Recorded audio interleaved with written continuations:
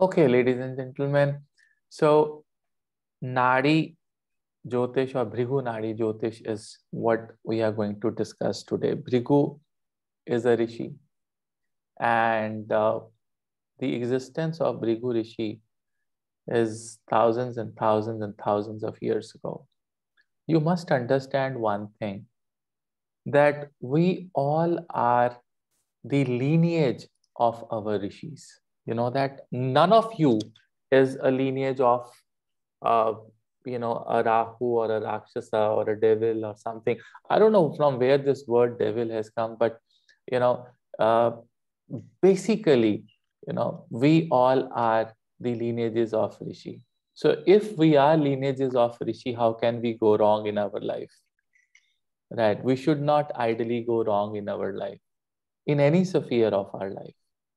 Right? If you either you are Atri or you are Bhardwaj or you are Kashyap, or your Valmiki, you are the lineage, right? So, I mean, these were the seven people who were created, by Brahma and, everyone, so that the things can start manage. Who created? Created for this world. They were already there.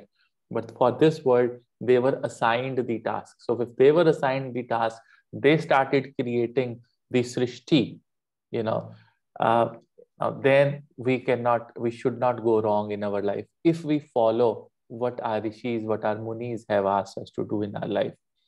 Now, Nadi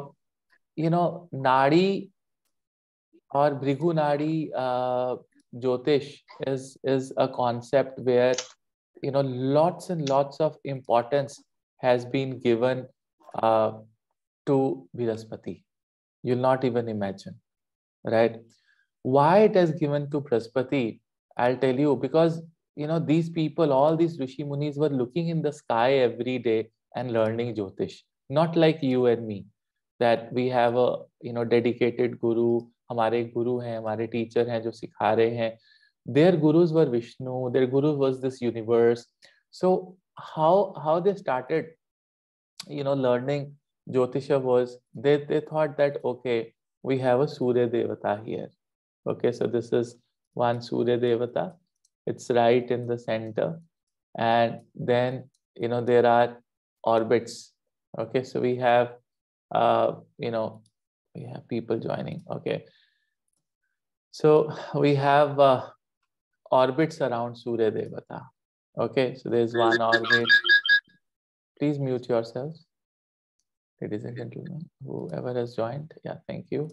So we have orbits here, So if you are sitting on the Mother Earth, you are watching, observing these orbits. From last 6-7 days, I'm watching Chandra and Mangal together in the sky, and it was such a great experience to look at them every day. And then, so the first planet that we get, in the orbit is Mercury. Okay. Then we have Venus. Okay, so this is Sun. Okay, so we have Mercury, we have Venus. Okay, and which is the next planet? Earth. Somewhere down there we have Lagna. We have Earth here, which is Earth, Mother Earth. Okay, then we have Mars is in the next orbit. Then we have Jupiter. And then we have in another orbit, we have Saturn. This is how we find these planets in the orbit. You know what? The Atma comes from the north and goes to the south when you die. From here, here we have this Nagri of this Yamaraj, and your karmas. Chitragupt shows you all the karmas, and then you are decided that whether you are sent permanently to the north, or via north you come back to this galaxy again to complete your karmas. That's a circle, and this circle is again uh, is moving in an anti-clockwise direction. You see, it is an anti-clockwise direction. That is why a lot of things go anti-clockwise. समय जो है clockwise चलता है. So देवता और सभी इस तरह चल रहे हैं, आप लोग इस तरह से चल रहे हैं, because we are nearing the death. Now, you know what?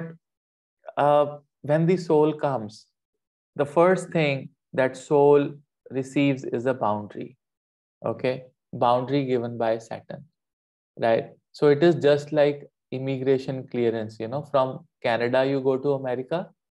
You know, you find a toll gate. You know, where you have immigration checks, and then suddenly you enter America. That's how it happens. You know. So what happens with this position is Saturn is a guard. Okay, Saturn is a guard. It's a guard on the duty. A lot of say Mars is guard. No, no, no, no. Saturn is the guard of the soul. Mars is the guard. Mercury is the guard of the body.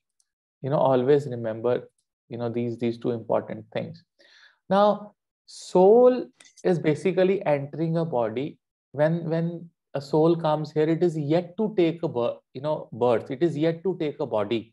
So we are talking a stage before you are born, before even you got a body, you got blood, you got muscle, which is Mars, Mercury, skin, everything. Before even that, before you have taken the birth, this Jupiter is one graha, which is starting your life after you get approval from Saturn. Saturn is not allowed to give any approvals. Saturn is just immigration check. Okay, आपकी इतनी longevity है, इतना जीना है, आपने 5 साल जीना है, 50 साल जीना है, 100 साल जीना है, ठीक है, done done done done. Okay, you have the visa, go.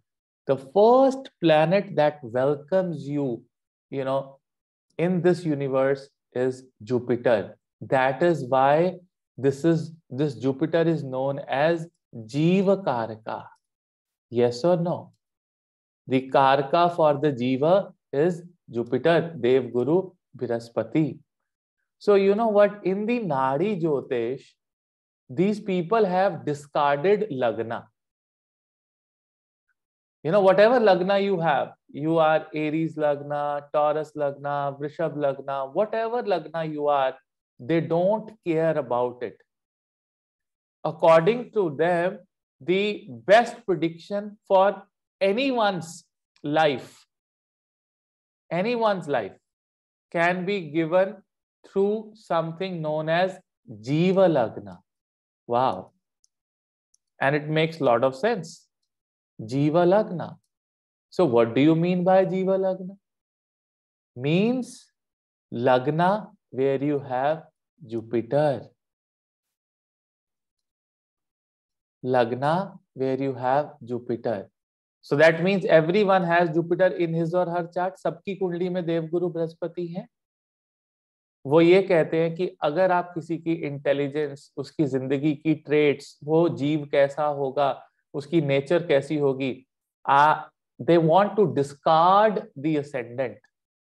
They said, we will not take the ascendant that was rising from the east. No, no, no. We will not take it. We will take Jupiter as a Lagna and you consider your horoscope accordingly. Simple.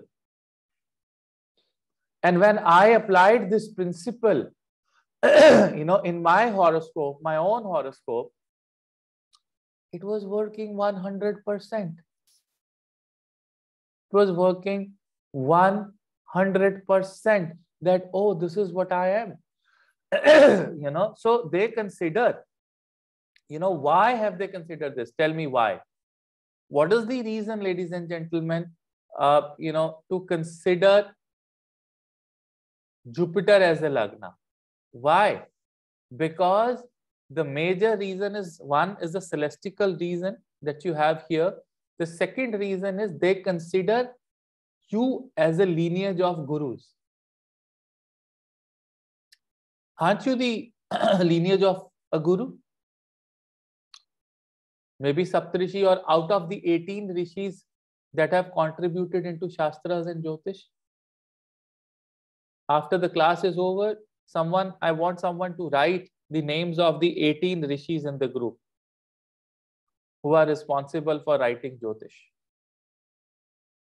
And trust me, if your parents have kept or your grand or great parents have kept the record well, you can easily find out that your lineage of which rishi.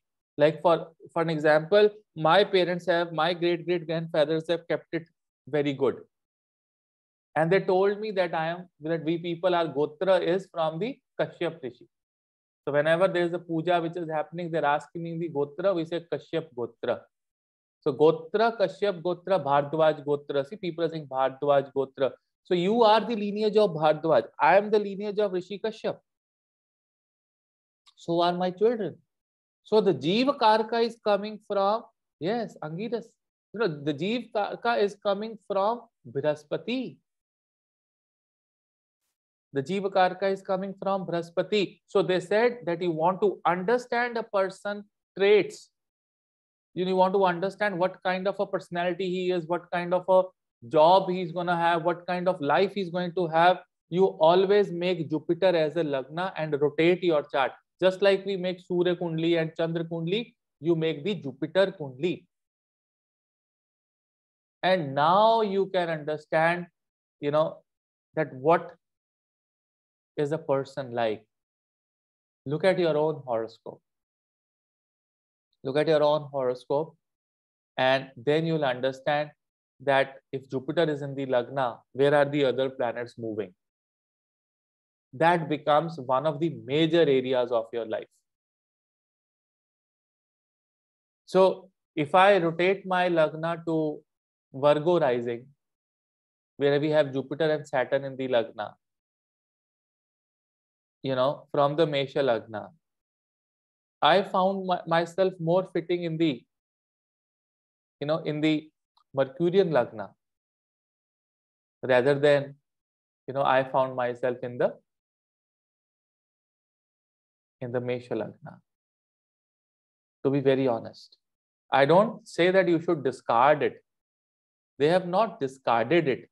They take horoscope as per your time of birth, the sign which was rising from the east, only to understand your traits. Try and understand what I'm saying.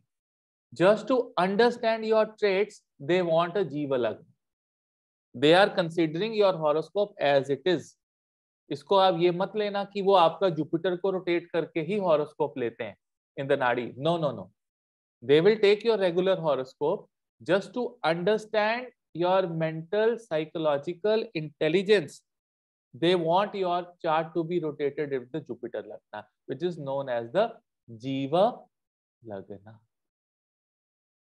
Okay, so that's how you do it. That's the first thing that you do. Now, another thing that I would want to teach you today is something known as predictive Nadi, because there are so many techniques. There are techniques regarding retrograde planets. There are techniques regarding conjunction of planets. There are techniques regarding planets sitting alone. There are techniques regarding planets in the first house, second house, 12th house from a particular planet. No planet, in the second house or the 12th house or the 7th house from the planet. Planets from the 7th, 10th, 11th, and 2nd from a planet. So many techniques are there, but that is very advanced level, where you can use it in prediction. But I will, what about female? They change the Gotra after marriage. Yes, they change the Gotra after marriage. They have to change the Gotra. That is written in the Shastras. But again, the lineage will remain from a Guru only, right? So lineage will remain from the Guru. So you have to change the Gotra, like Sita Mata changed the Gotra, after she was married. So the Gotra is changed for the female. Okay. Now we have this technique that I'm going to teach you today, and you will enjoy this technique. This is one of the easiest and one of very important techniques that I found out of all the techniques that were complicated, and it becomes confusing when you are learning Vedic Jyotish. But this technique that we learned is one of the easiest techniques, and you will seriously enjoy this technique. So I want you people should have a paper and pen handy, and you should make a chart together. You will enjoy this. right? So if you can make your own kundli, a blank kundli, that would be really a good idea. So just have a paper, pen handy, and make a chart.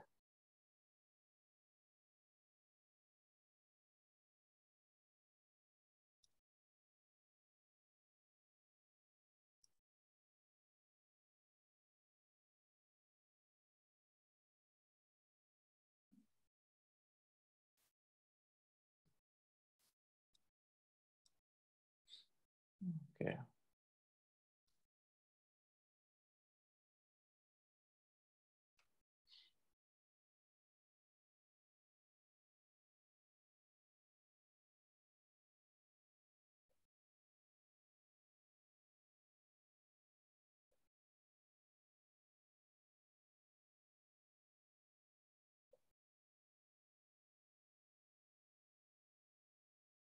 Okay.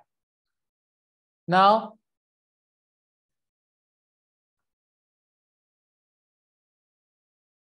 what you have to do here is that this is the Lagna. We can write down here as east, west,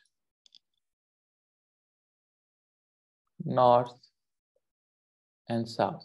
I'll tell you later on about these importance of these coordinates. You write here 1, you write here 2, 3, 4, 5, 6,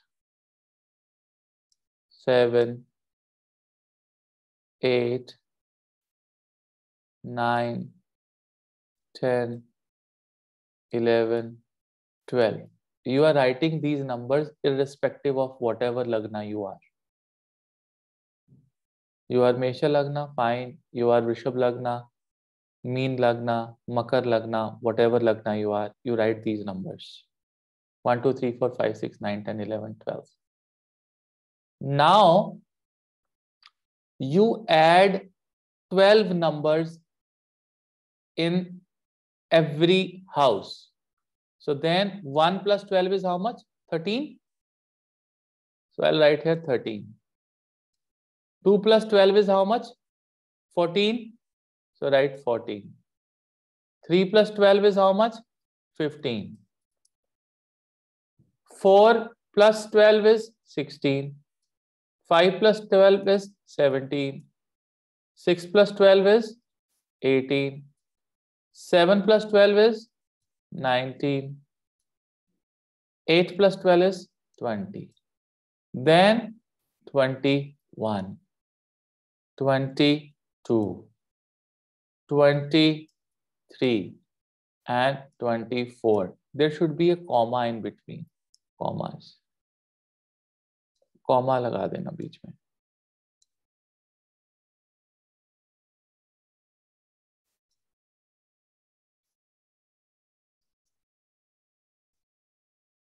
Okay. Now you add another 12 here in 13. How much do you get? 13 plus 12 is how much? 25. Then 14 plus 12, 26. 15 plus 12, comma, 27, comma, 28, 29, 30, 31, 32, 33, 34, 35, and 36. Add another 12 here. 25 plus 12 is 37. 38, 39, 40, 41, 42, 43, 44, 45, 46, 47, 48 and 49. Now 37 में फिर से 12 डाल दिए, फिर से 12 डालो 37 में, is how much? 49? Yes, no, maybe. Okay. And 38 में 12 डालो 50, 51, 52, 53, 54, 55, 56, 57, 58, 59, 60. We'll take one more circle. 61.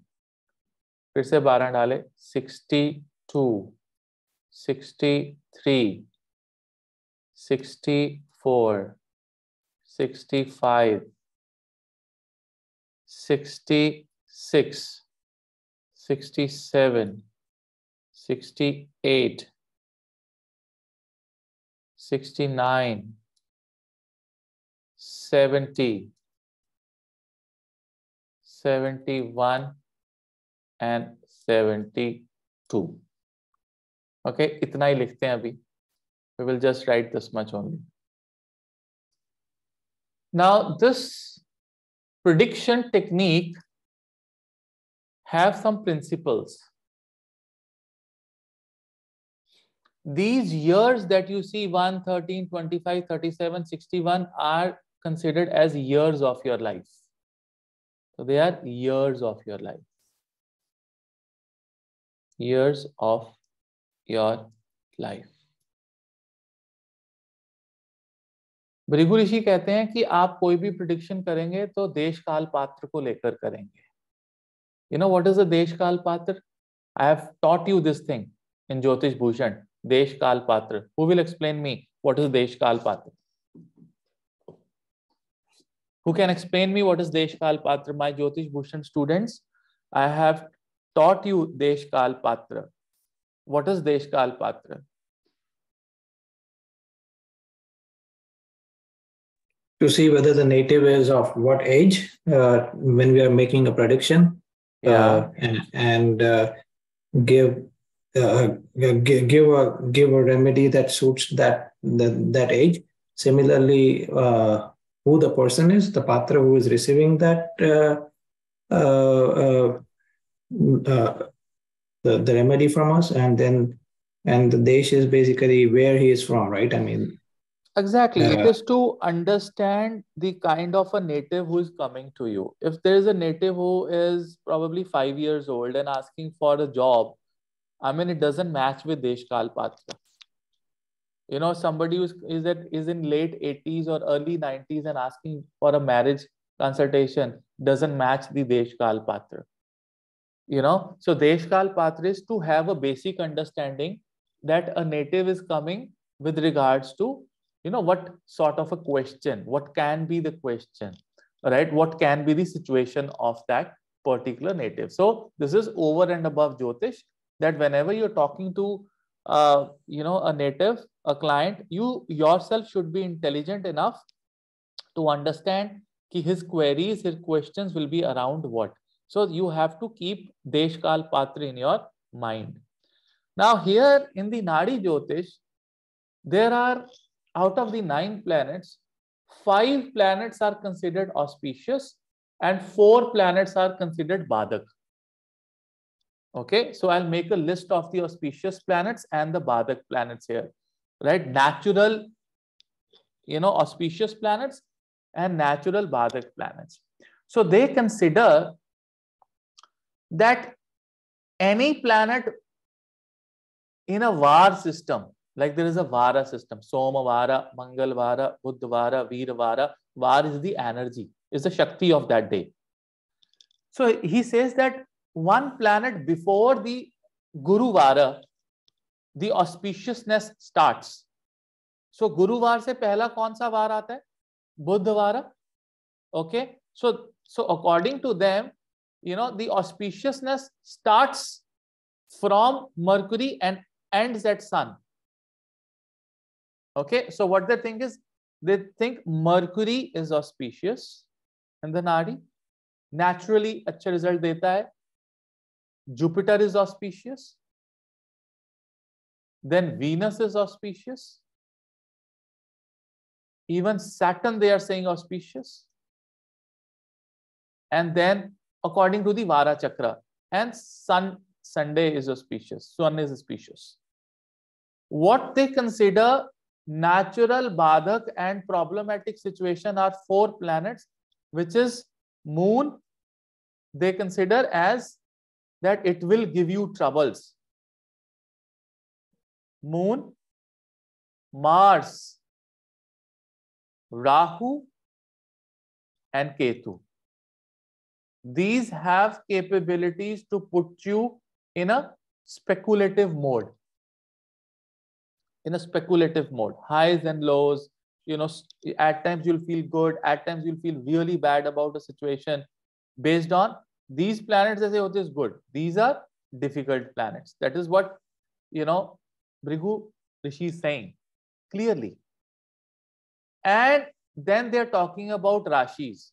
So for Rashis also, there is a set of Rashis that are bound to give auspicious results, and there are a set of Rashis that are bound to give negative results or obstacles in your life. So Rishi says that 1, 5, 9 are bound to give auspicious results, good results or auspicious results. 2, 6, and 10 are natural badhaks, bad. 4, 8, and 11, 12 are again natural badhaks, bad. And 3, 7, 11 are naturally favoring, they are good. So there is 2 categories of good Rashis and 2 categories of Rashis which are going to give you challenges and obstacles in life. 1, 5, 9, 2, 6, 10, 3, 7, 11. And what happens with this is you have to make permutations and combinations of these and these Rashis based on years of your life. You have to superimpose these 3 things and give a prediction. So let's start. Okay. So now you make your horoscope. Okay. Now you make your horoscope here. Right? Write your ascendant here. Like I am a Mesha Lagna. So I'll write 1 circle mein. 1, I'm a Mesha Lagna. 2, 3, like a circle, you write down. 4, 5, 6, 7, 8, 9, 10. Now these are my Rashis in the circle. Okay, 11 and 12.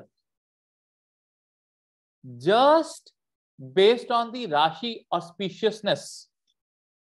Okay, just the Rashi auspiciousness. What are the Rashis that are auspicious? 1, 5, 9. अभी मैंने ग्रहों को नहीं लाया, मैंने competition कोई भी super impose नहीं किया. मेरे जीवन के पहला साल, 13वां साल, 25वां साल, 37वां, 49th ईयर और 61th ईयर ऑस्पिशियस होना चाहिए. सिर्फ राशि के बेस के ऊपर अभी मैंने उनमें कोई ग्रह सुपर इम्पोज नहीं किए. उनकी ऑस्पिशियसनेस कम हो सकती है अगर उसमें से खराब ग्रह वहां पे बैठे. ठीक है. और फिर मैं एक लिस्ट बनाऊंगा कि मेरे जिंदगी के अच्छे साल कौन कौन से हैं. तो मैं कौन कौन से लिखूं? 1, 3, 25, 37, 49, 61, 5, 17, 29, 41, 53, 65, 9, 21, 33, 45, 57, 69. ये हो गए 159 से. 3 7 11 से 3 15 27 39 51 63, फिर 7 19 31 43 55 67, right? And 11 23 35 47 59 71. These out of my 80 years of approximate Kali Yuga life, these how many years God has given me good, how many years. So अगर मैं 72 की लाइफ लेके चलता हूं, जो मैंने यहाँ पे एक सर्कल बनाया कलयुग में, तो मेरे कितने घर हैं? 6, और हर एक में कितने साल आ रहे हैं? 1 2 3 4 5 6। सो 36 years of my life में पोटेंशियल है। आप समझ रहे हो? इसीलिए योगिनी दशा 36 साल की होती है। इसको सुदर्शन चक्र विधि भी बोलते हैं कि अप्रोक्सीमेटली आपके ये नहीं कि अच्छे निकलेंगे, मेरी बात आप ध्यान से सुनिए। मैं यहां पे ये कहना चाह रहा हूं कि अगर 72 साल की जिंदगी है, तो 72 साल की जिंदगी में 36 साल में पोटेंशियल है। इज इट क्लियर और नॉट? यहां तक सबको कॉन्सेप्ट क्लियर है? ठीक है, कि अगर मुझे इस समय बड़ा अच्छा लगता है, सूर्य मेरे चेहरे पे, पूरे चेयर पे आता है, बहुत अच्छा लगता है, it's just rising from here. तो आपके जीवन में 72 साल की एज में 36 साल के अंदर 100% पोटेंशियल होती है।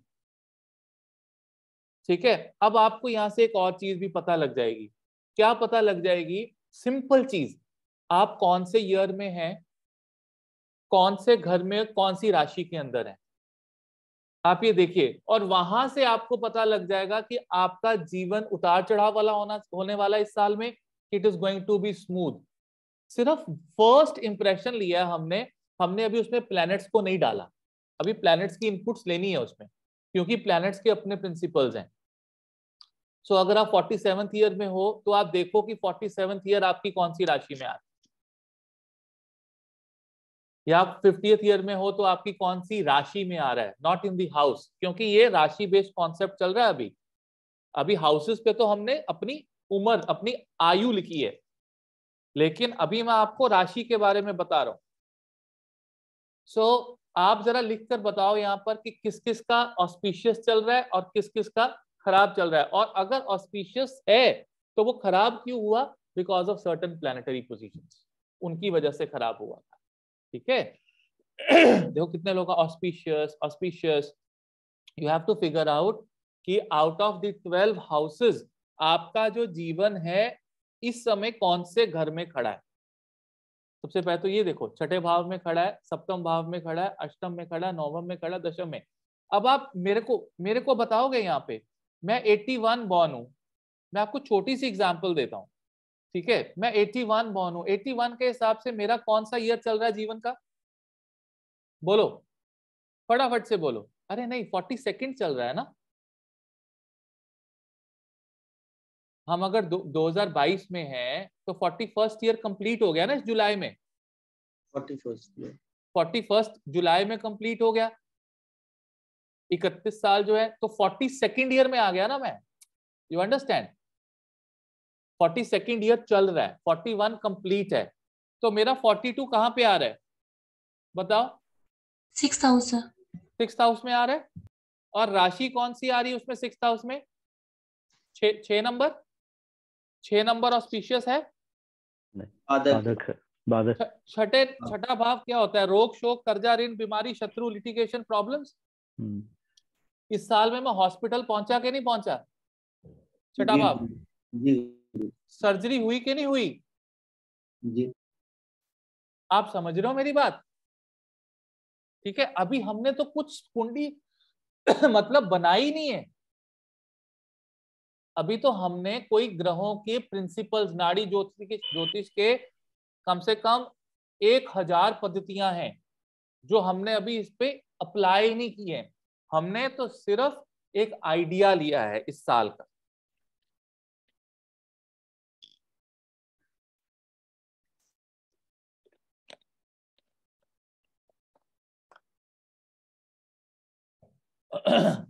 Okay, that's point number 1.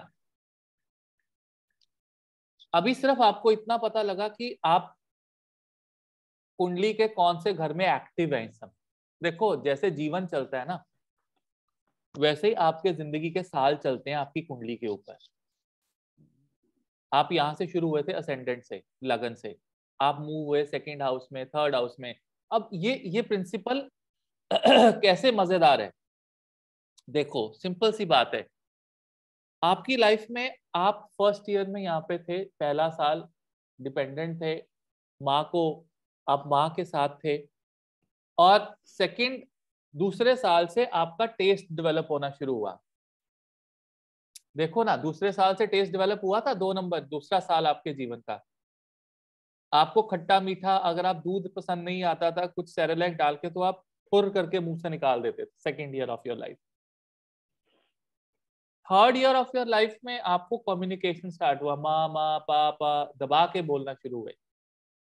Fourth year में आपके इमोशंस भी आने शुरू हो गए थे। फिफ्थ ईयर में आपको स्किल ABCD लिख रहे हो, आप भाग रहे हो। और छठे साल में, 6 साल में जब आप स्कूल पहुंचे तो आपको कंपटीशन का पता लगा।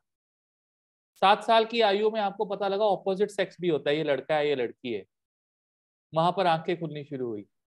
8 साल में आपको क्या पता लगा, सीक्रेटिव चीजें। जब बच्चा 8 साल का होता है उसको छोटे छोटे सीक्रेट पता लगने शुरू होते हैं, right. 9th year of your life, what happen, you know, 9th year of your life you start understanding God, भगवान जी, राम मंदिर। 10th year of your life you understand business of your father, कि मेरे पापा इतना कमाते हैं, हमारा ये स्टेटस है। 11th year of your life आपको समाज का पता लगना शुरू हुआ। और 12th year में आपकी puberty I, sexual area, 12th house. you know, you started with puberty, the female started their cycle, right? और फिर जिंदगी फिर से 13 साल में अपने आप को समझना शुरू हुआ। 14, 15, 16 साल में 10वीं कंप्लीट होती है और 17वें साल में हाई स्कूल शुरू होता है। ग्रेजुएशन वाला मोड शुरू हो गया। 17वें साल में 99.99% 17वें साल में आपको ये पता लगता है कि आप कॉमर्स कर रहे हो, मेडिकल कर रहे हो, नॉन मेडिकल कर रहे हो, आपकी कॉलेज कहां पे जाओगे, यस और no. In the 17th year of your life, 19th year of your life, when you go to college, you first time start getting into some sort of physical relations. Then 20th year of your life, lot of secrets, आपके personal secrets बढ़ जाते हैं। 21 साल की आयु में आपको ये पता लगने लग जाता है कि आपको पोस्ट ग्रेजुएशन करनी है कि नहीं करनी है, क्योंकि 9th हाउस एक्टिव हो गया। जैसे 21 कंप्लीट होते हैं, 22वें साल में आपकी पोस्ट ग्रेजुएशन स्टार्ट होनी शुरू होती है। Isn't 22nd year is the age of post graduation, yes or no? And then you start moving. आप ये देखिए ना, आपका major breakthrough in your profession 34वें साल में आया था कि नहीं आया था? 34 के बाद 35वां साल शुरू होते ही मेजर ब्रेक थ्रू करियर के अंदर आने शुरू होते हैं। किसी भी जीवन का 30th ईयर ऐसा ईयर होता है जब आप किसी ना किसी प्रॉब्लम में जरूर आते हो। In the 30th year of your life, मैंने बहुत से हॉरोस्कोप्स पे लगा के देखा। In the 42nd year of your life, and then the 54th year of your life.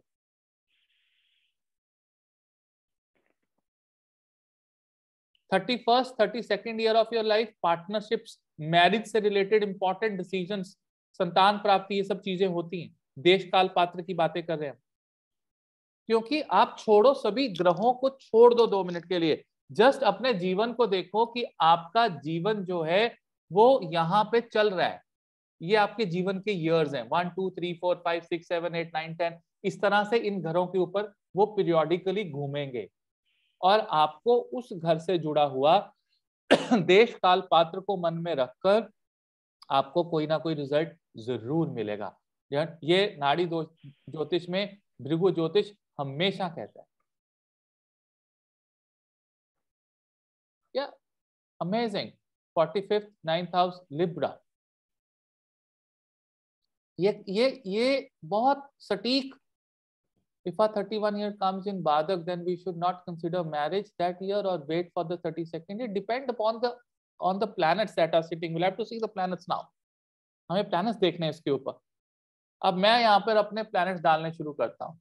सो अब यहाँ पे मैं अपने प्लैनेट्स डाल रहा हूँ। अब हमने परमुटेशन कॉम्बिनेशंस बनाने हैं। साइड पे एक टेबल बनाओ, उसके ऊपर लिखो कॉम्बिनेशन एंड परमुटेशन। ठीक है, परमुटेशंस एंड द कॉम्बिनेशंस। सो यहाँ पर थर्ड हाउस में क्या है मेरे पास? मेरा है Sun, Mars and Mercury, Venus, Rahu, Saturn, Jupiter, Moon and Ketu. ये मेरी कुंडली बन गई। लगन कुंडली की बात कर रहे हैं अभी। ठीक है, अब एक लिस्ट बनाओ कि मेरे कितने ग्रह गुड राशि पे हैं और कितने ग्रह बैड राशि पे हैं। मेरा पूरी कुंडली में एक भी ग्रह 159 में नहीं है, थर्ड में है जो गुड है, विच इज पराक्रम, which is sun, Mars and Mercury. 3 ग्रह थर्ड राशि पे है, विच इज गुड। और बाकी जितने भी ग्रह हैं they are all in the speculative राशिज, highs and lows, highs and lows, ups and down, ups and down, ups and down. Okay, ऊपर नीचे, बहुत कुछ ऊपर नीचे। अब आपने ये बना लिया, आपने के पास एक टेबल आ गया जिसमें आपने लिखा था कि बेस्ड ऑन द राशि this planet is on a good राशि, एंड बेस्ड ऑन द राशि जो मैंने बताया 2, 6, 10, 4, 8, 12 जो है खराब राशि हैं। 2, 6, 10 सॉरी 1, 5, 9 और 3, 7, 11 हमेशा आपको अच्छा ग्रोथ देने वाली राशि होती हैं, राइट। तो उनपे जो ग्रह आ रहे हैं और जो उनपे नहीं आ रहे। अब हमें ये देखना है कि वो ग्रह अपने आप में अच्छा है कि बुरा है। फॉर एन एग्जाम्पल, अगर मैं अपनी 3 नंबर राशि देखूं, राशि तो अच्छी है, लेकिन यहाँ पर मार्स जो है ना वो एक अच्छा ग्रह नहीं है राशि के ऊपर, क्योंकि मार्स स्पेकुलेशन दे रहा है। सो कॉम्बिनेशन हो गया 3 के ऊपर, there is a combination of speculation, एक स्पेकुलेटिव ग्रह आके बैठ गया। लेकिन अगर मैं 6 नंबर की बात करूं तो 6 नंबर के ऊपर सैटर्न और जुपिटर बैठे हैं। चाहे राशि खराब है लेकिन ग्रह बेनिफिक हैं। दैट मींस अगर ऑपरेशन होगा, क्योंकि राशि ने अपना काम करना है, ग्रह ने अपना काम करना है, अगर ऑपरेशन होगा तो कहीं ना कहीं पर चीजें चीजें ठीक होंगी। ठीक है, अब मैं इससे अपना पिछला साल लेता हूं, अपना 41st ईयर लेता हूं। 41st ईयर में आई लॉस्ट माई ब्रदर, मेरे भाई चले गए 41st में। मेरा 13 जुलाई को बर्थडे था, 26 जून को उनकी डेथ हो गई। ठीक है, that means I was in the 41st year. अब यहाँ पे तो कोई ग्रह ही नहीं है, और वैसे तो ये साल जो 159 के अंदर आता है, लेकिन इसमें हम क्या करेंगे, हम डिस्पोजिटर थ्योरी लगाएंगे। विल हैव टू चेक कि ये जो ग्रह है वो कहाँ जाकर बैठा है। इसका स्वामी सूर्य था, सूर्य जाके कहाँ बैठा है? ऑस्पिशियस जगह पे बैठा है। लेकिन उसके साथ कौन बैठा हुआ है? Mars, right. मार्स जो कुंडली में कहीं ना कहीं पर किसका स्वामी है? 8th का लॉर्ड भी है, which is the death houses. और इसने क्लोजली कंजंक्ट किसको किया था? मर्करी को। मर्करी कहाँ का लॉर्ड था कुंडली के अंदर? Mercury was lord of the 6th house as well as its own side. तो यहाँ पर बैड था, तो यहाँ पे मैं लिख सकता हूँ बैड। ये बैड हाउस की एनर्जी लेकर आया था कुंडली के अंदर। और some event was suppose to happen for my sibling. Third house में जा रहा था ना सारी कहानी, राइट। और वहां पर वो सिबलिंग के ऊपर जा रहा था सारा का सारा सिनेरियो। सो कुछ स्पेकुलेटिव इवेंट हो सकता है ब्रदर को लेकर। अब वो डेथ ही होगी कि उसकी डेथ ही हो सकती है। I have to check through his chart also कि उसकी लॉन्जिविटी कितनी कहती है। सो लॉन्जिविटी के लिए डिफरेंट टेक्निक्स है। जैसे 40th year of my life, right, ये 4 नंबर है, तो 4 नंबर बैड है, राशि, लेकिन वीनस को अच्छा माना गया है और राहु को अच्छा नहीं माना गया है। ठीक है, तो ये वाला ईयर भी जो मेरा 40th ईयर है, ये वीनस तो मुझे अच्छे रिजल्ट देगा प्रॉपर्टी से रिलेटेड, और 40th ईयर में मैंने प्रॉपर्टी बनाई भी। लेकिन लॉकडाउन था, कोरोना चल रहा था, तो वहां पर वो साल भी प्लस माइनस वाला, अप एंड डाउन वाला जीवन के अंदर रहा।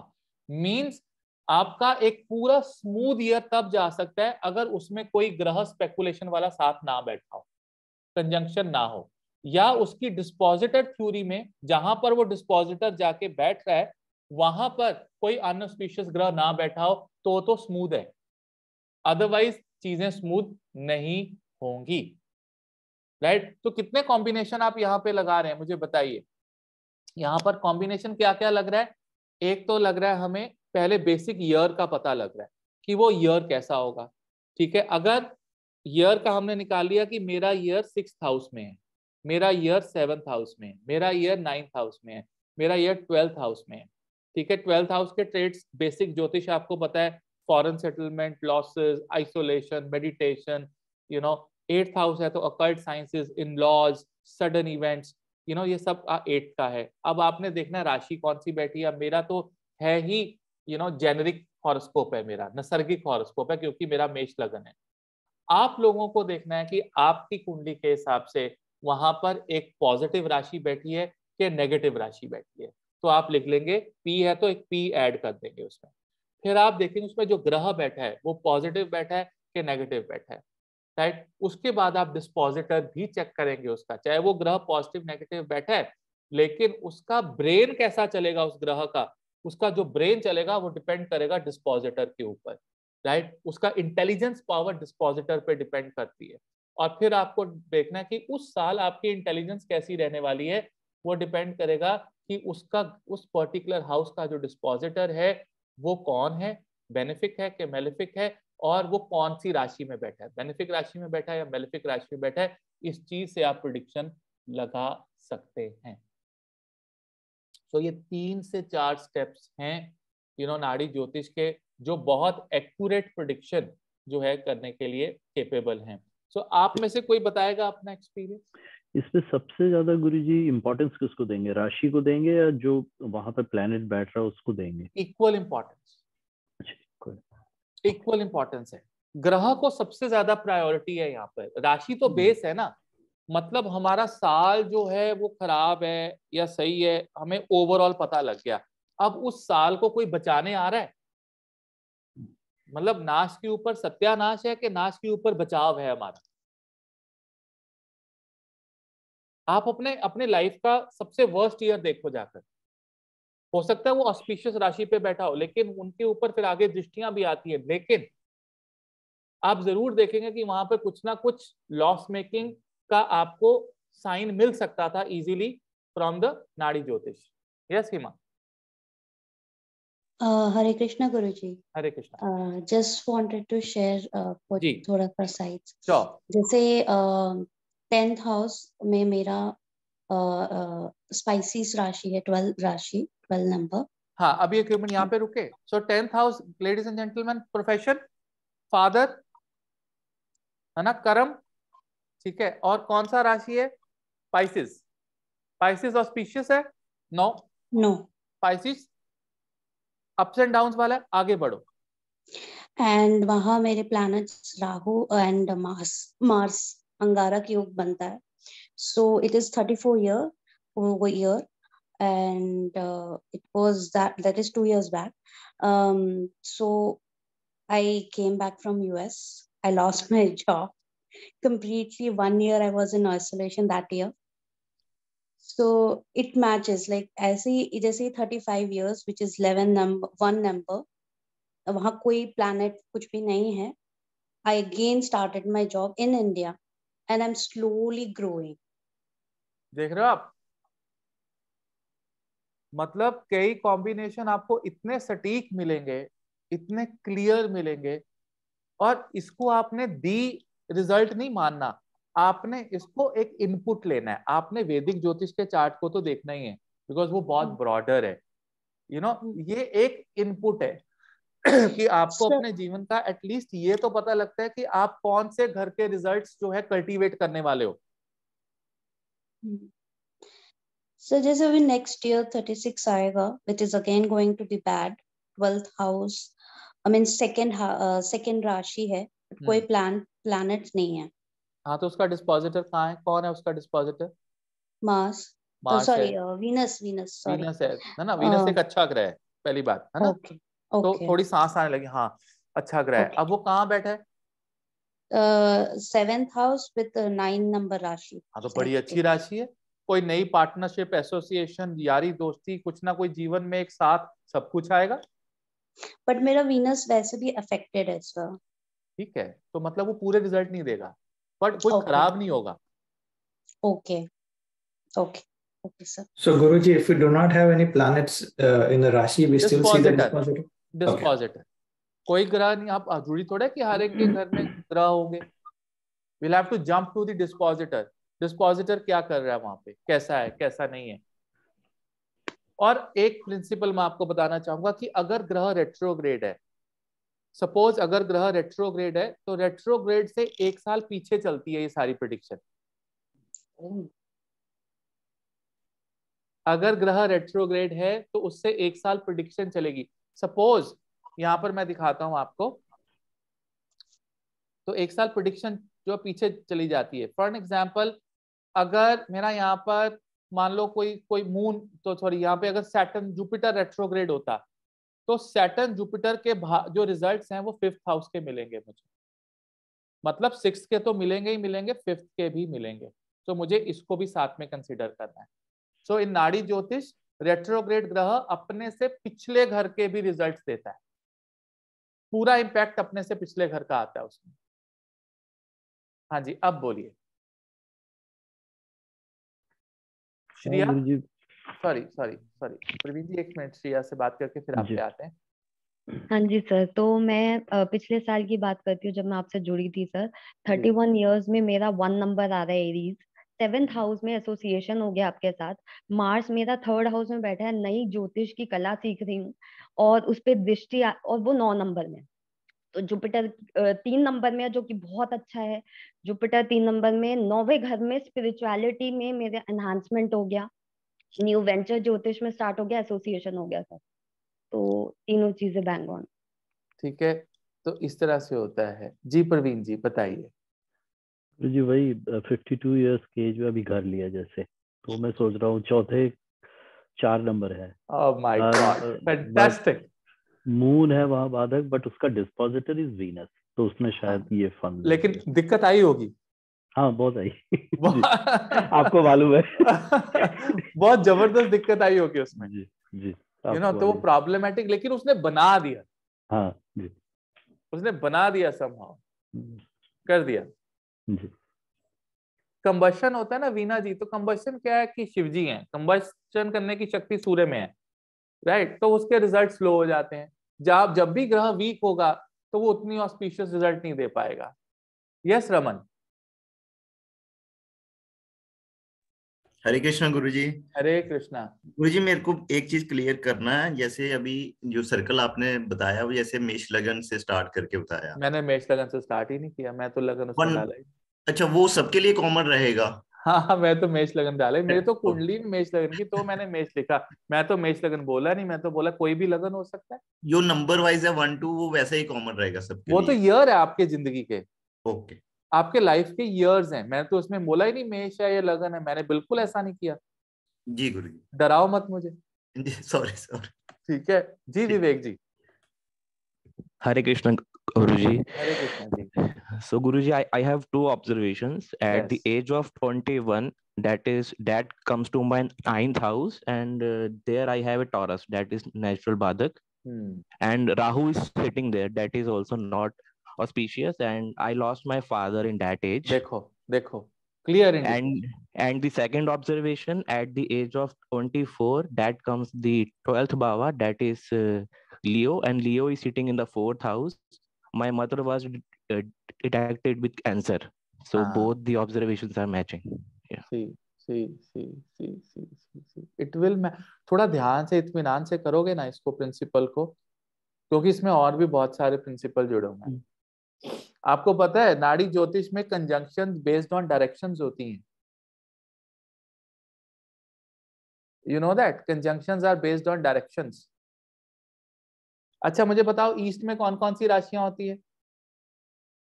159। 159। ठीक है, और 2 6 10 राशि कौन से डायरेक्शन में होती है? 2 6 10 is in which direction? Vastu students, come on. South.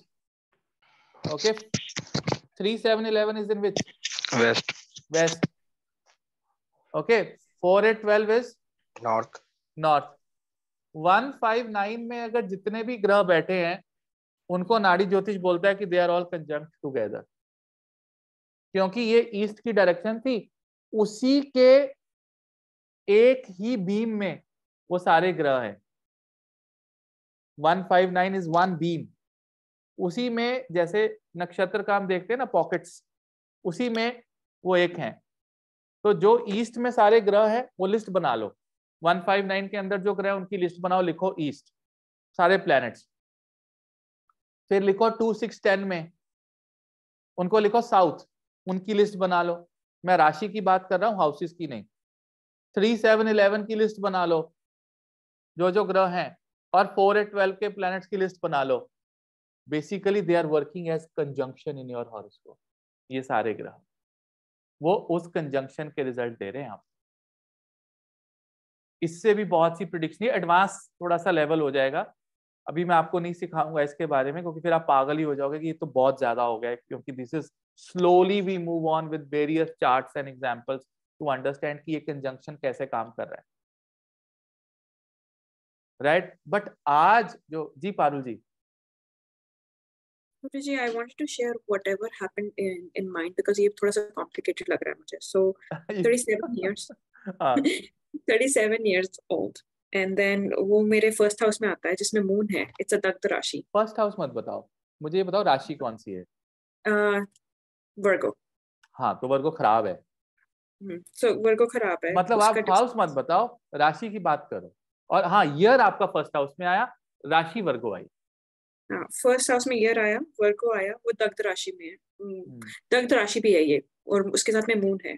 इसका जो डिस्पोजिटर है वो थर्ड हाउस में है, रेट्रोग्रेड मरकरी विद केतु। तो रेट्रोग्रेड मरकरी है तो वो सेकंड हाउस के रिजल्ट्स भी देगा। हाँ हाँ, अब आप ये देखो, इसको धीरे धीरे चलते हैं।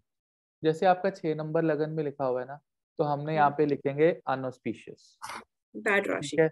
उसके ऊपर प्लैनेट कौन सा आया? मून, बैड, ठीक है, बैड, ठीक है। तो मानसिक परेशानी तो बहुत ज्यादा है, धीरे धीरे करके चलते हैं, ठीक है। चाहे आप ज्योतिष सीख रहे हो, आप हमारे साथ जुड़े हो, एक्टिव हो, बहुत अच्छा परफॉर्म कर रहे हो, लेकिन अंदर से आपका मन व्याकुल है इस साल,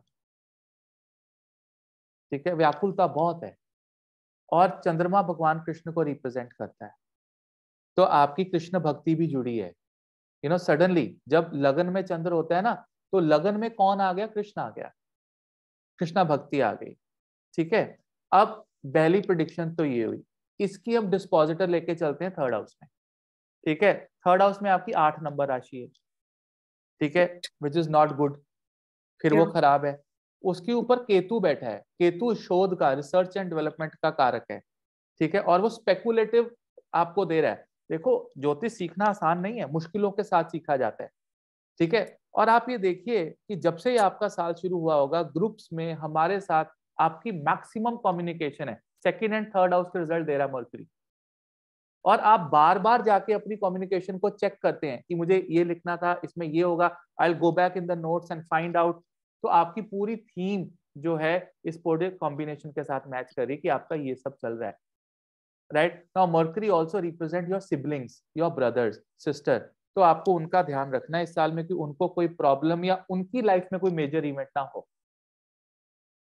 वो तो हुआ था, like they had like very big fight and all that, तो वो सब। हाँ, देखा, तो ब्रदर सिबलिंग्स के लाइफ से रिलेटेड भी मेजर इवेंट आया लाइफ में, कम्युनिकेशन से रिलेटेड मेजर इवेंट आया लाइफ में, शोध, रिसर्च एंड डेवलपमेंट से लेकर आया, लेकिन मन व्याकुल है। ओवरऑल आप इस साल को लर्निंग ईयर समझ सकते हो, लेकिन मन की शांति के लिए इसको आप अच्छा साल नहीं कह सकते।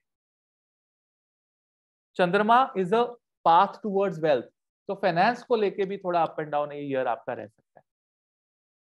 लेकिन थर्ड हाउस था, तो थर्ड हाउस में नई चीजें शुरू होनी थी, तो नई चीजें शुरू हो रही है ना, beginning of new things. I got a like a full time job, पहले मैं कॉन्ट्रैक्टिंग करती थी, तो वो सब हुआ, तो that was like the new beginning. इसको स्टेप बाय स्टेप अगर आप एक एक प्रेडिक्शन लिखते जाओगे तो बिल्कुल कंफ्यूजिंग नहीं होगा। हम सारा का सारा लिखने के बाद सोचेंगे अब क्या है, तो वो उसकी कभी प्रिडिक्शन नहीं होगी। थैंक यू गुरुजी। ठीक है जी शशांक जी। गुरुजी हमारा तो भृगु नाड़ी ने बेड़ा गर्क कर दिया है। एक भी कॉम्बिनेशन गुड प्लस गुड तो है ही नहीं। नहीं ईयर में तो आएगा, ईयर में आएगा, ऐसा नहीं, हम निकाल देंगे ऐसा। So couple things that I could relate just to put the jokes aside. So I moved to United States age 22nd, right? So 22nd year है, that is in the 6th राशि, which is bad. लेकिन उसका जो dispositor है, it is sitting in the 8th राशि, which is bad as well, but it's 12th house. So that takes me away from the. अच्छा इसमें एक बात बताओ, 12th हाउस में तो पता लग गया कि बाहर का फॉरेन का कुछ होना, पर वो आपका सडन हुआ था? Actually, I was not decided. It was kind of. Yeah, it was sudden. मतलब एकदम से चीज सामने है कि ये क्या हुआ, चलो चलते हैं, कोई मन में ही नहीं होता कि तो वो 8th हाउस का प्रिंसिपल और फिर 12th हाउस का प्रिंसिपल उसमें अप्लाई हो रहा है लाइफ के अंदर। राइट। और 6th हाउस क्या है? आपकी daily routine, work, problems in life, वो सारी की सारी चीजें जो है वो आगे हम लेके जा रहे हैं उसको जी। And Guruji, I connected with you in my 40th year, which is in my 12th rashi. Ji. Which was not a good time when I connected with you in my life, you know that. Yeah. But the dispositor of that is Guru. Yes. Which is in the 10th house. Yes. Although it's not in a good rashi, 6th rashi, but the dispositor is Guru. Yes. Of that. Yes, तो वो benefit आपको देगा, रोग शोक कर्जा में, problems में, work में आपको प्रोग्रेस मिलेगा। You will start considering him like a father. Right. ठीक है, वो चीजें जो है लाइफ में, तो इस तरह से जो है वो जीवन जो है वो चलता है। ठीक है, अब यहाँ पे बड़ा अच्छा क्वेश्चन लिखा है सनी जी ने कि what is the reason considering between Mercury to Sun. देखो ऐसा है, जो चंद्र नाड़ी है ना, या सॉरी जो नाड़ी ज्योतिष है, उसमें सबसे पहले चंद्रमा को स्पेकुलेशन का कारक माना गया। क्यों स्पेकुलेशन का कारक माना गया? क्योंकि ऋषि भृगु को लगा चंद्रमा तो सबसे तेज है, ये तो स्पेकुलेशन करेगा ही करेगा। उसकी स्थिरता कहाँ पे आ रही थी? किस ग्रह की स्थिरता? सूर्य की स्थिरता सबसे ज्यादा थी। तो जो फिक्स स्थिरता है वो तो सूर्य पे खत्म हो गई, और जो मूवेबिलिटी है वो चंद्रमा से शुरू हो गई। अब भृगु नाड़ी का ना एक सबसे बड़ा प्रिंसिपल है कि कोई भी ग्रह से जो अगला होगा ना उस पे मैक्सिमम इफेक्ट आएगा। अगला होगा, चंद्रमा की इतनी कैपेबिलिटी नहीं है कि वो सूर्य को इफेक्ट कर सके इतना ज्यादा, वो सिर्फ अमावस्या योग है, वो that is a different story. सूर्य को वो नहीं कर सकता, लेकिन अपने से अगले को बहुत ज्यादा कर सकता है। तो उसने मंगल को भी इफेक्ट किया। उसके बाद जब मंगल इफेक्ट हो गया, मंगल जो है आगे बुध को इफेक्ट तो कर पाया, लेकिन मंगल नेचुरली जो है एक बाधक नहीं था। मंगल नेचुरली बाधक बना था चंद्र के कारण, क्योंकि चंद्र उसको बहुत ज्यादा स्पेकुलेटिव, तेज, इंपल्सिव कर रहा था, तो वो चंद्रमा ने कर दिया। लेकिन बुध से लेकर सूर्य तक उनको सभी ग्रहों की स्पेकुलेशन, देखिए उन्होंने वैसे चंद्रमा और मंगल को भी जो है खराब ग्रह नहीं माना है, लेकिन उन्होंने सिंपल लिखा है कि ये ग्रह उतार चढ़ाव देने वाले होंगे। You understand? Like ups and downs, highs and lows. I mean, nothing is good, nothing is bad, but there can be things that are speculative in Jyotish. तो उन्होंने इस पर्टिकुलर को स्पेकुलेटिव कहा। अब आप राशियों को देखिए, ईस्ट की राशियों को उन्होंने पॉजिटिव कहा है, ठीक है। और उसके बाद 3-7-11, 3-7-11 कौन सी राशि है, कौन से डायरेक्शन में, ये देखिए स्क्रीन के अंदर, ठीक है। उन्होंने क्या कहा कि ईस्ट की राशियां जो हैं, अब ये लिख देता हूं मैं यहाँ पे ईस्ट, ठीक है। 2-6-10 इज साउथ, ठीक है। 4-8-12 इज नॉर्थ, और 3-7-11 is no I think this right, या यही है ना, हाँ, तो this are the west. So east की राशियां एग्जैक्टली अपने ऑपोजिट वाली जो डायरेक्शन की राशियां उनको पॉजिटिव कर रही हैं, और साउथ को उन्होंने नेगेटिव माना था, तो साउथ की राशि ने अपने से एग्जैक्टली ऑपोजिट जो राशियां थी उनको खराब किया। तो ये कॉम्बिनेशन भी जो है यहां से निकल के आया सीधा सीधा, आप समझ रहे हो। तो ईस्ट वेस्ट की राशियों को उन्होंने पॉजिटिव कहा है, और नॉर्थ साउथ की राशियां, क्योंकि जन्म और मरण वहां हो रहा है, मर रहे हो आप साउथ में और नॉर्थ में जा रहे हो, तो वो एक तरह से जो सिचुएशन है, जो जर्नी है, उसको इतना पॉजिटिव नहीं है। इसीलिए नॉर्थ को अपॉर्चुनिटी कहा जाता है। क्यों कहा जाता है? कि मरने के बाद, साउथ के बाद आपकी अपॉर्चुनिटी कहाँ पे होती है? नॉर्थ में। You get the opportunity in the north. जितना भी स्वर्ग लोक है वो नॉर्थ में है, ठीक है? इसलिए नॉर्थ को अपॉर्चुनिटी है। और हम ये कहते हैं कि आप साउथ को डेड करके रखो। साउथ को डेड करके, बंद करके क्यों रखो? क्योंकि आप मृत्यु से आगे ना निकल जाओ, भटको मत। क्योंकि जब आप मृत्यु से आगे, साउथ से आगे निकल जाओगे तो आप प्रेत बन जाओगे। देन यू बिकम अ प्रेत। वो प्रेत लोक है, उसके आगे, साउथ के आगे प्रेत लोक है। तो आप प्रेत लोक में ना पहुंच जाओ, इसलिए साउथ को डेड किया जाता है, बंद किया जाता है।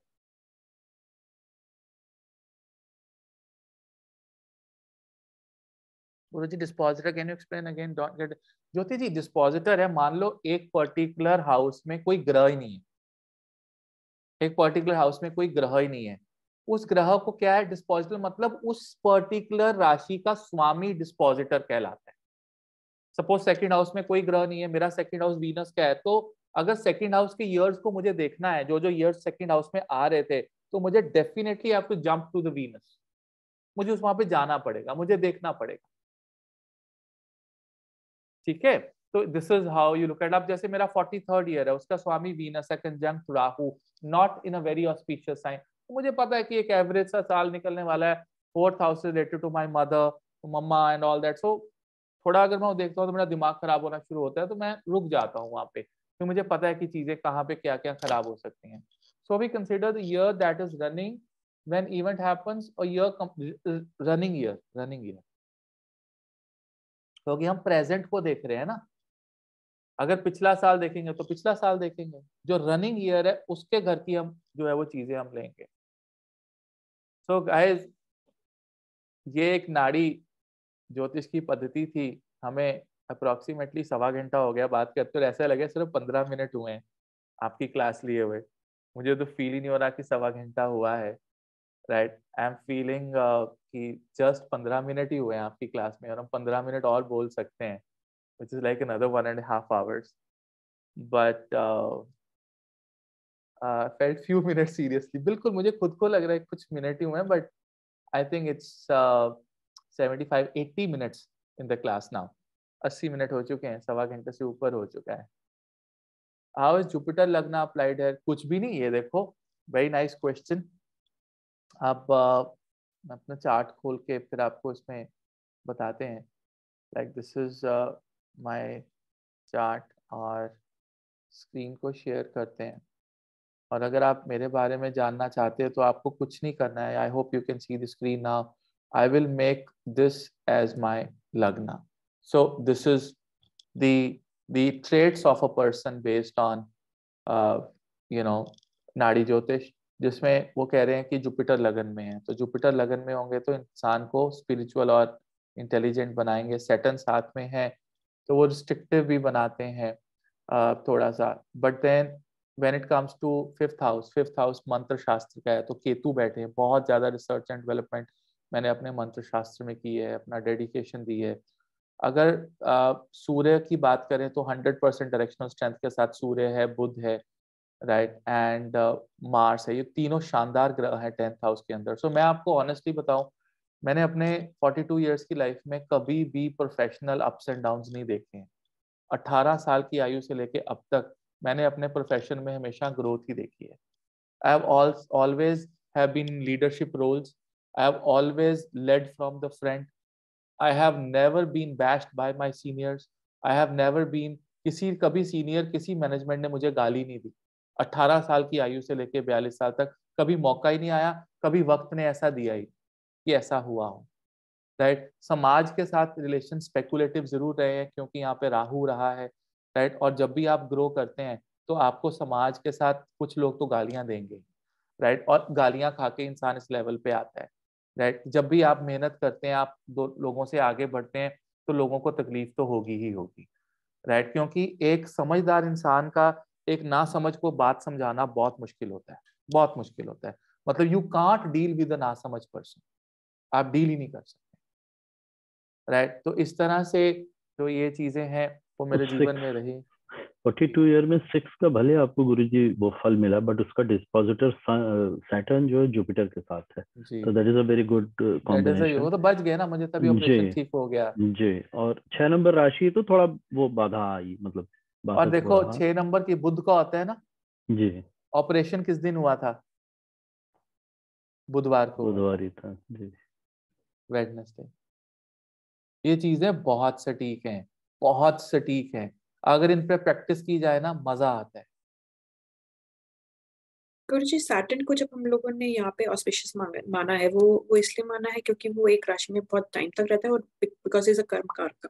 हाँ बिल्कुल, बिल्कुल सही सोचा आपकी कि कर्म का कारक जो है ना नाड़ी के अंदर वो शनि है, तो वो उसको ऑस्पिशियस मानते हैं, मेहनत को ऑस्पिशियस मानते हैं भृगु ऋषि।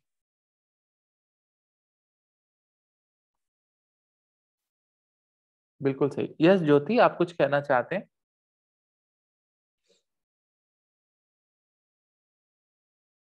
आप अनम्यूट करिए, आप म्यूट हैं शायद, इसलिए आप जो कुछ बोल रहे होंगे तो हमें सुन नहीं रहा होगा। हाँ हाँ हाँ गुरुजी, हरे कृष्ण। हरे कृष्णा जी। हाँ, मेरा 59 रनिंग चल रहा है जी। और 11th हाउस में एरीज राशि है, उसमें जुपिटर है। आप हमारे साथ हैं।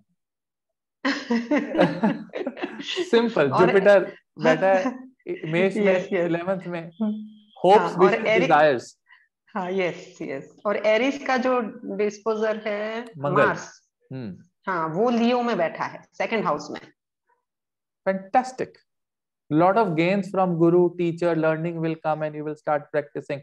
A learning year for you. Yes sir, yes definitely. I want to leave everything for this only. देखो okay. No. After April I will start Jyotish Bhushan completely. बिल्कुल in that only. पढ़ाएंगे, हाथ पकड़ के पढ़ाते हैं हम। ठीक है जी। Yes sir. जी सुरभि, हाँ जी। हरे कृष्ण गुरु जी। हरे कृष्णा। सर एक्चुअली मुझे एक बात नहीं समझी है कि like when I was 30 last year, that this year comes in the 6th house when I met you. तो 6th हाउस वैसे तो नेचुरल बाधक है एंड उसको ओन करता है मार्स। राशि कौन 8 नंबर का साइन आता है उसमें, 8 नंबर आता है राशि स्कॉर्पियो। राशि स्कॉर्पियो जी। ग्रह कोई बैठा है? 4th हाउस में है। कोई ग्रह बैठा है? कोई ग्रह सर बैठा कोई है? ग्रह नहीं है। हाँ और स्कॉर्पियो जाके गया 4th हाउस में। हाँ कल 4th हाउस में है ना, तो लेकिन तो कौन सी में है? जी 6 नंबर में। सॉरी 6 नंबर में। Yes sir. हाँ हाँ, लेकिन आपका ये साल जो है ना आपकी हेल्थ को लेकर आपके ओवरऑल डिस्प्यूट्स वाला जरूर रहा होगा। छोटे छोटे जिंदगी के ऐसे डिस्प्यूट्स आपने देखे होंगे ना, वो भी अपनी मातृभूमि के ऊपर, जो worst year of my life. या खराब है। Yes sir. ठीक है ना, खराब है पक्का। तो ये इसको मैं अच्छा नहीं नहीं मानता। सर, लेकिन मेरा एज 31 है अभी। हाँ तो अब अगले साल में शिफ्ट हो गए। ओके ठीक है, तो जो पिछला ये बर्थडे से पहले वाला जो 1 साल था वो आपके जीवन का सबसे खराब साल गया होगा। No, but the amazing thing is that I met you that year. That is the only thing which उसमें आप is good देखो happened जुपिटर की कोई last year. कॉम्बिनेशन या परिवर्तन जुपिटर का या कोई दृष्टि जुपिटर की है उसमें? कहीं पे भी कोई दृष्टि बृहस्पति की आ रही हो या कोई परिवर्तन? जुपिटर का दृष्टि है सर। बात खत्म हो गई, इसीलिए आप गुरु को मिले। Yes, sir. एस्पेक्ट आना Thank चाहिए जुपिटर का। Yes sir. Yeah, got it. So गुरुजी इसमें महादशा अंतर्दशा तो अप्लाई होगी नहीं, राइट? इसमें ना नाड़ी ज्योतिष में असेंडेंट और दशा दोनों को काट दिया गया। ये जो दशा भुक्ति और असेंडेंट, इन दोनों प्रिंसिपल्स को माइनस कर दिया गया नाड़ी ज्योतिष के अंदर। दशा को एक बहुत डिफरेंट तरीके से यूज किया जाता है इसमें, बट इसके अपने प्रिंसिपल्स ही बहुत हैं। रेट्रोग्रेशन के, ग्रह के आगे कौन है, पीछे कौन है, किस डायरेक्शन में है, ठीक है, वो कैसे मूव कर रहा है, ये प्रिंसिपल्स बहुत सारे हैं। ये भी काफी एक्यूरेट है। बट गुरुजी जो आपने ज्योतिष भूषण में शुरू में बताया था दशा, अंतरदशा, that is 100% amazing. That gives amazing. देखो हम इनपुट्स ले सकते उसको हैं आप ना, काट ही नहीं सकते। नहीं वो नहीं काट सकते, पद्धतिज हैं अलग अलग, ये रिसर्च है, further further further further further. जी जी ठीक है, दशा विमशोत्री ईयर के दशा लिए आप को बता सकते हैं। देखिए विमशोत्री दशा को इंट्रोड्यूस करने वाले मुनि प्राशर हैं जी, उनकी फर्दर रिसर्च है और वो जबरदस्त रिसर्च है। ठीक है, मनमीत कंबस्ट प्लैनेट्स के रिजल्ट कम हो जाते हैं, अस्त हो जाता है ना, वो पूरी तरह से फलित नहीं हो पाता। अगर वो ऑस्पिशियस भी है तो वो 100% ऑस्पिशियस नहीं होगा, और अगर वो नेगेटिव है तो नेगेटिव में कोई मदद नहीं मिलेगी। Yeah, this is very predictive. 7th Rashi, 37th running, Saturn with Ketu sitting, auspicious but retrograde, so bringing health problems. बिल्कुल ठीक है, but good year. अब health problem भी 7th राशि है, 6th हाउस में जा रहा है ये 37th ईयर आपका, 37th ईयर 6th हाउस में जाएगा। हरे कृष्णा गुरुजी, कुछ समझ हाँ में जी, नहीं आ रहा है। 6th हाउस जो है 37th ईयर 6th हाउस में थोड़ा ना जाता है। 37th year is coming in the Lagna. First so health. And it's bringing the result of 12 because the Saturn is retrograde. हाँ, तो 12वें भाव के आइसोलेशन है, हॉस्पिटलाइजेशन है, सेहत में प्रॉब्लम्स आती हैं, ये सब चीजें आप लेके चलो। And in the consultation, he told me the same things. Yeah. So I was matching that how it is, coming over exactly the same. Yeah. Ketu is also there, which is not good. So that's why also. But Ketu is कारक of research, तो आपकी life में research भी आ रही है। Yes, that's what you told me, that it's very fantastic year in terms of learning Jyotish and making your career. Yeah. But then you need to take care of your health. Yes. Exactly superimposing on what we have learned today. Yeah. Thank you. Fantastic. Yes, Preeti. Hare Krishna, Guruji. Hare Krishna. Guruji, mera after 10th day of my birthday this year, I met you. And my dispositor, second Rashi sign is in 7th house, and my Venus is sitting with Jupiter. Fantastic. You know, जब Venus Jupiter आपका ऐसे combination में आएगा तो आप एक professional astrologer को मिलोगे। Venus Jupiter is कारक of professional astrologer. You'll meet someone who is pro. Okay, so you'll meet pro people relating to whatever you have. So that's what happens. It is absolutely there. Got married 31st year, that's coming in the 7th bhava. Oh, Vivek, congratulations, marriage is very good thing for you. Enjoy. Right? Okay, लो स्वाद करा लिया ब्याह। ठीक है, चलो, anyways, I hope you guys enjoyed this session. 1.5 घंटा हुआ, हमें enjoy किया आप लोगों ने।